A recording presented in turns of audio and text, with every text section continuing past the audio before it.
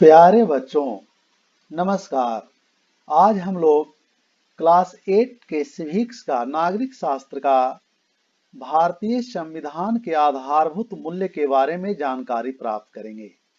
इसके पहले के चैप्टर में अध्याय में हम लोगों ने भारतीय संविधान के बारे में, उसकी विशेषताओं के बारे में जानने का प्रयास किया था, सीखा था, जिसमें संघवाद, फेडरलिज्म, संसदीय शासन पद्धति, पार्लियामेंट्री सिस्टम, स्वतंत्र एवं निष्पक्ष न्यायपालिका, इंडिपेंडेंट एंड इम्पार्शियल जुडिशियरी, मौलिक अधिकार फंडामेंटल राइट, मानव अधिकार ह्यूमन राइट्स, मौलिक कर्तव्य फंडामेंटल ड्यूटी, धर्मनिरपेक्षता सेकुलरिज्म आदि के बारे में सीखा है।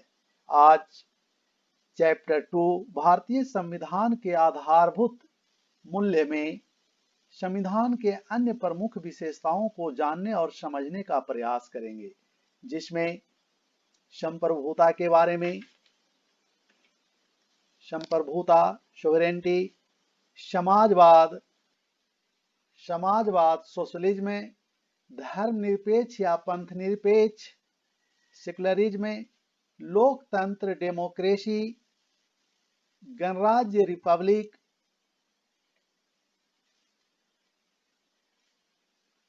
न्याय जस्टिस, स्वतंत्रता, फ्रीडम, समानता, बंधुता, व्यक्ति की गरिमा,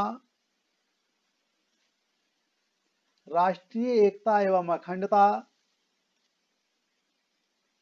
आदि के बारे में जानने का प्रयास करेंगे। ये सभी तत्व हमारे संविधान के मूलभूत आधारभूत तत्व हैं, मूल्य हैं। तो आइए इस चैप्टर को हम लोग 3 खंड में बांटकर देखेंगे।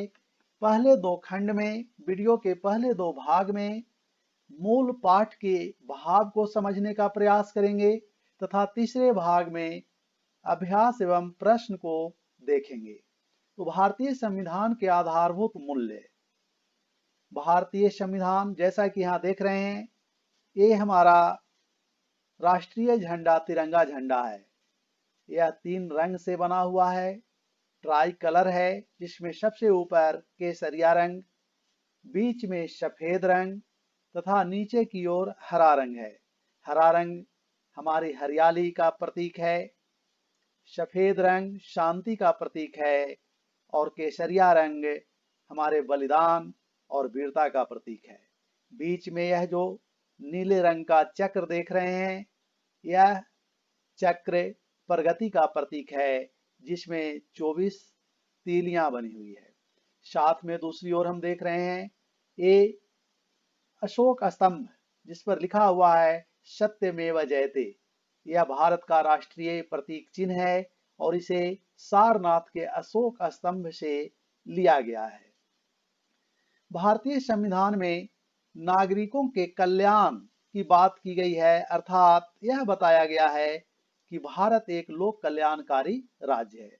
संविधान के निर्माण के लिए स्वतंत्रता के पश्चात, जब भारत 1947 ईस्वी में स्वतंत्र हुआ, उसके पश्चात एक संविधान सभा का गठन किया गया और यह संविधान सभा ही भारतीय संविधान का निर्माण किया है।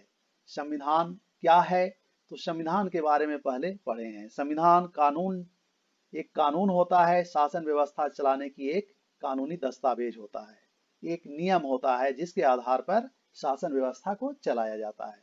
हमारे संविधान में भी शासन व्यवस्था का वर्णन है और संविधान के प्रारंभ में प्रस्तावना, प्रियाम्बल है। सबसे पहले प्रस्तावना है, प्रियाम्बल है, जिसे हमारे संविधान का, कॉन्स्टिट्यूशन का सार माना जाता है। कहा जाता है कि प्रस्तावना, प्रियाम्बल भारतीय संविधान का आईना है, झलक है। अर्थात अगर हम प्रस्तावना को पढ़ते हैं तो उसे पूरे संविधान की एक झलक मिल जाती है कि हमारा संविधान कैसा है। यह प्रस्तावना संविधान के लक्ष्य एवं आधारभूत मूल्यों को स्पष्ट करती है। हमारे संविधान के प्रस्तावना में कहा गया है, इसको ध्यान से पढ़िए और समझने का प्रयास कीजिए। हम भारत के लोग, यानी हम भारत के लोग, भारत में शासन को भारत में शासन करने वालों को शक्ति कहां से मिलती है? तो हम भारत के लोग से, यानी भारत में शक्ति का अंतिम स्रोत किसमें निहित है? हम भारत के लोग में, जनता में निहित है। तो हम भारत के लोग भारत को एक संपूर्ण प्रभुत्व संपन्न समाजवादी पंथ निरपेक्ष लोकतंत्रात्मक गणराज्य बनाने के लिए, यानी हम भारत के लोग कैसा बनाएंगे? तो एक संपूर्ण प्रभुत्व संपन्न राज्य बनाएंगे, समाजवादी राज्य बनाएंगे, पंथ निरपेक्ष लोकतंत्रात्मक गणराज्य बनाएंगे। यह हमारा आदर्श वाक्य है, आदर्श है। तो इसको बनाने के लिए क्या करना होगा? तो उस बनाने के लिए तथा उसके समस्त नागरिकों को सामाजिक, आर्थिक और राजनीतिक न्याय, यानी यहाँ न्याय की बात की गई है। तो कितने प्रकार की न्याय दिलाएंगे? सामाजिक, आर्थिक और राजनीतिक न्याय। इसके साथ साथ विचार, अभिव्यक्ति, विश्वास, धर्म और उपासना की स्वतंत्रता, यानी न्याय के बाद स्वतंत्रता की बात की गई है। और वह स्वतंत्रता कितने तरह की? तो विचार, अभिव्यक्ति, विश्वास, धर्म और उपासना की स्वतंत्रता, यानी पहले 3 प्रकार के न्याय, सामाजिक, आर्थिक और राजनीतिक न्याय। उसके बाद विचार, अभिव्यक्ति, विश्वास, धर्म और उपासना की स्वतंत्रता, 5 प्रकार की स्वतंत्रता की बात की गई है। साथ में प्रतिष्ठा और अवसर की समता प्राप्त कराने के लिए, यानी प्रतिष्ठा और अवसर, भारत के प्रत्येक नागरिक को प्रतिष्ठा दी जाएगी और अवसर में समानता दी जाएगी।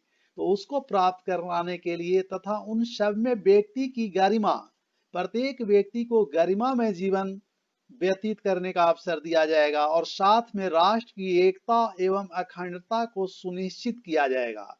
राष्ट्र की एकता और अखंडता को सुनिश्चित करने के लिए क्या किया जाएगा? तो सुनिश्चित कराने वाली बंधुता बढ़ाने के लिए, यानी आपसी बंधुता बढ़ाया जाएगा, यह हमारे प्रस्तावना में कहा गया है।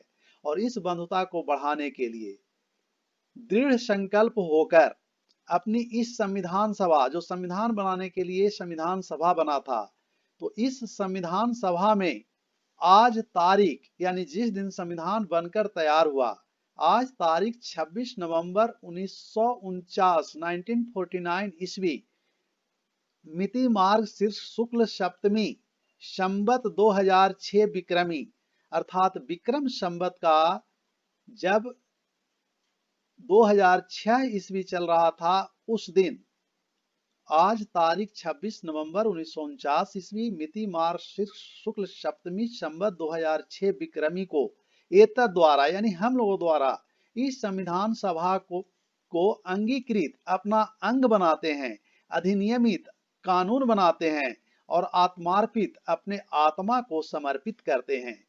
तो यह जिसमें प्रस्तावना में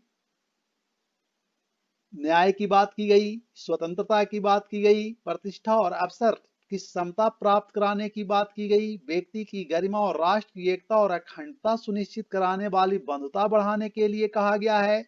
तो इस संविधान को हम लोगों ने 26 नवंबर 1949 ईस्वी को अपना अंग, अंगीकृत, अधिनियमित कानून का रूप और आत्मार्पित, अपने आत्मा को समर्पित किए हैं। तो इस प्रस्तावना में जिन मूल्यों की हम लोगों ने बात किया, उसे एक के तरफ हम लोग आगे देखेंगे। इसमें सबसे पहले संप्रभुता की चर्चा की गई है। यहाँ जो एक तस्वीर देख रहे हैं, ये हमारे देश की प्रथम महिला प्रधानमंत्री श्रीमती इंदिरा गांधी जी की तस्वीर है। ये भारत के प्रथम महिला प्रधानमंत्री बनी थी। इनके समय में संविधान में 42वां संविधान संशोधन 1976 ईस्वी में किया गया था। संप्रभुता, संपूर्ण प्रभुत्व संपन्न, इस शब्द का प्रयोग किया गया है प्रस्तावना में। इसका अर्थ यह होता है कि भारत पूर्ण रूप से स्वतंत्र देश है। जब भारत स्वतंत्र हुआ 15 अगस्त 1947 ईस्वी से तो उसके बाद से पूर्ण रूप से यह संपूर्ण प्रभुत्व संपन्न राष्ट्र बना। अर्थात भारत आंतरिक, यानी देश के अंदर, और वैदेशिक मामले में, यानी देश के बाहर, पूर्ण रूप से सार्वभौम रूप से स्वतंत्र है। यह अपनी नीतियां, नियम स्वयं बनाता है। कोई दूसरा देश न तो इसको बाह्य रूप से और न ही आंतरिक रूप से इस पर दबाव दे सकता है, दूसरा देश भारत पर अपनी शक्ति का प्रयोग कर सकता है। भारत स्वतंत्र होने के बाद अपना संविधान का निर्माण किया तथा 26 जनवरी, ये डेट याद रखना है, तिथि याद रखना है, 26 जनवरी 1950 ईस्वी को अपने आप को संपूर्ण प्रभुत्व संपन्न राष्ट्र एवं गणराज्य घोषित किया तथा इसी दिन हमारा संविधान भी लागू हुआ था। इसके बाद समाजवाद, सोशलिज्म। समाजवाद का अर्थ है कि बिना किसी भेदभाव का समाज के सभी सदस्य को उनके हित में सरकार काम करेगी, राज्य काम करेगी। अर्थात समाजवाद का अंतिम उद्देश्य होता है कि समाज में आय एवं जीवन यापन के स्तर में विषमता को खत्म करना तो सबके लिए समानता उत्पन्न करना। अर्थात इस तरह से भारत एक लोक कल्याणकारी वेलफेयर स्टेट है, जन कल्याणकारी राज्य है। इसके बाद पंथ निरपेक्ष या धर्म निरपेक्ष। भारत एक धर्म निरपेक्ष राज्य है, सेकुलर स्टेट है। धर्म निरपेक्ष का अर्थ होता है कि भारत के संविधान में किसी धर्म विशेष या पंथ विशेष को कोई विशेष महत्व नहीं देना, किसी धर्म के साथ कठोरता का व्यवहार नहीं करना। अर्थात राज्य का कोई अपना धर्म नहीं होगा, बल्कि सभी धर्मों के साथ राज्य समान व्यवहार करेगा। इसे ही धर्म निरपेक्षता कहते हैं। शासन किसी धर्म से जुड़ा हुआ नहीं होगा और वह न किसी धर्म का प्रचार करेगा और न किसी धर्म में हस्तक्षेप करेगा। देश के प्रत्येक नागरिकों को उनके धार्मिक विश्वासों को मानने की, उनके धार्मिक व्यवहारों को करने की छूट होगी, सुविधा मिलेगी। इसे ही कहते हैं धर्मनिरपेक्ष या पंथ निरपेक्ष। तो बच्चों, आपको यह प्रस्तावना समझ में आ रहा होगा। अब हम लोग वीडियो के अगले भाग में संविधान के आधारभूत मूल्य जो प्रस्तावना में कहा गया है उसको देखेंगे। बहुत बहुत धन्यवाद। Thank you.